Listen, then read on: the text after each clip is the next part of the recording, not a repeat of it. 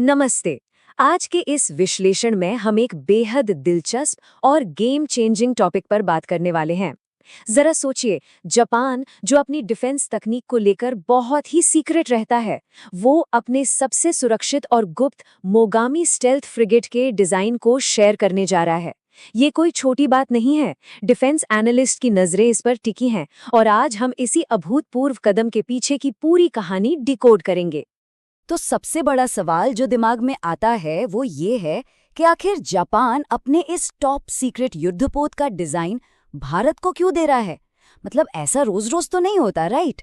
दरअसल ये एक out of the box geopolitical master stroke है। एक ऐसी रणनीति जो आने वाले समय में पूरे इंडो पैसिफिक रीजन की सुरक्षा का नक्शा ही बदल कर रख सकती है।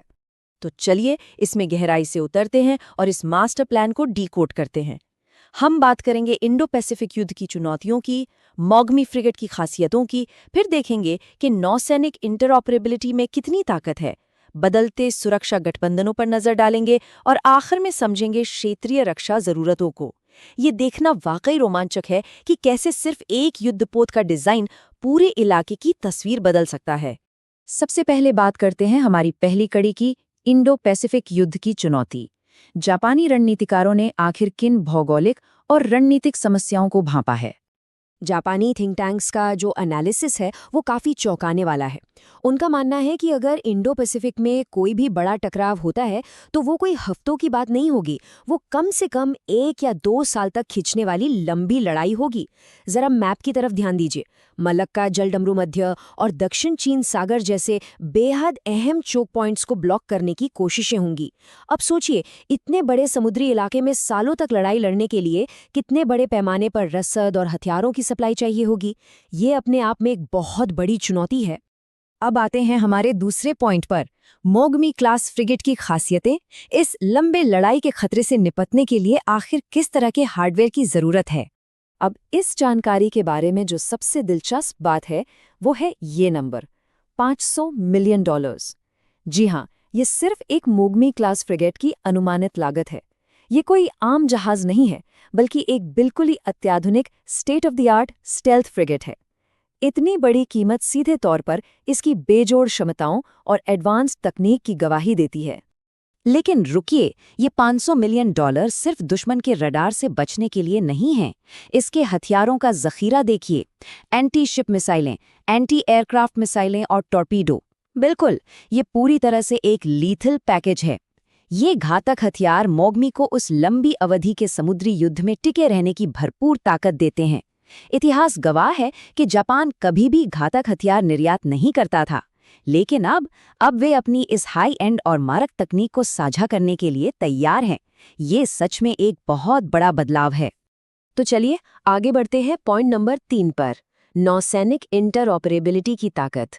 आखिर एक ही डिजाइन को कई देशों के बीच बांटने के पीछे का असली मास्टरमाइंड प्लान क्या है? इसे एक उदाहरण से समझते हैं। फर्ज कीजिए एक भारतीय युद्धपोत सी ऑफ जापान के पास डैमेज हो जाता है या उसके हथियार खत्म हो जाते हैं। अगर ये सिर्फ भारत का अपना डिजाइन है तो उसे रिपेयर के लिए वापस भारत आना पड़ेगा, जिसमें हफ्तों लग सकते हैं, है ना?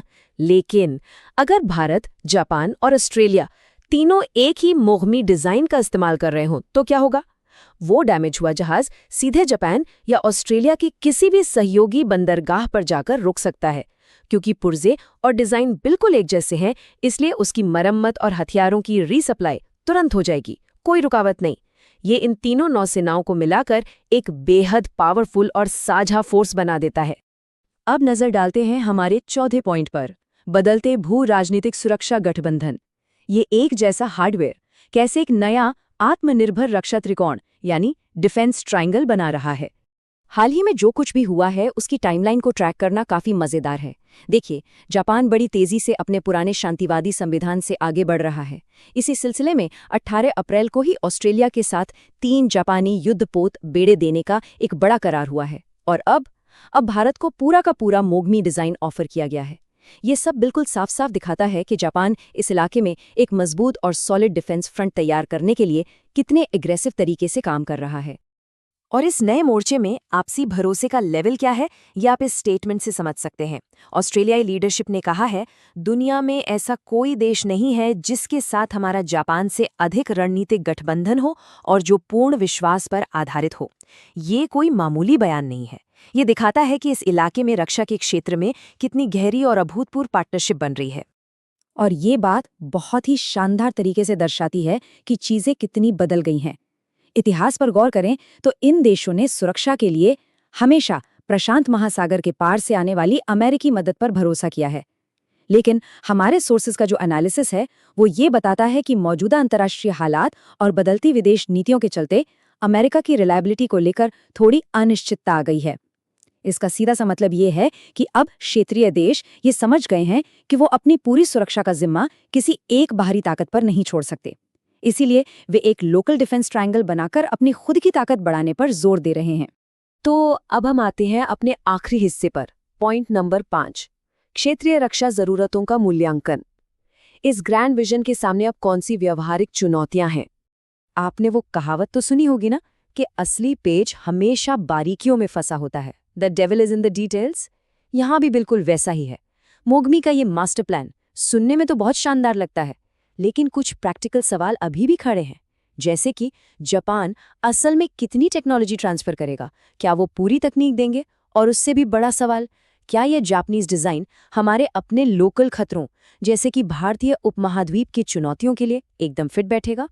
किसी भी फाइनल अग्रीमेंट से पहले इन बारीकियों को सुलझाना बेहद जरूरी है, जो हमें इस पूरे विश्लेषण के सबसे बड़े और सबसे मुश्किल सवाल पर लाकर खड़ा कर देता है।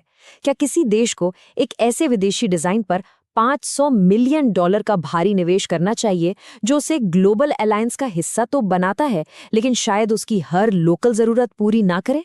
या फिर क्या उसे अपने खुद के स्वदेशी डिजाइन पर फोकस करना चाहिए जो थोड़ा सस्ता हो और उसके अपने विशिष्ट खतरों से निपटने के लिए ही बना हो? ये एक ऐसा रणनीतिक फैसला है जिसका असर आने वाले कई दशकों तक महसूस किया जाएगा। आप इस बारे में क्या सोचते हैं? खैर, आज के इस विश्लेषण में बस इतना ही। मुझे उम्मीद है कि इसने आपको सोचने का एक नया नजरिया जरूर दिया होगा।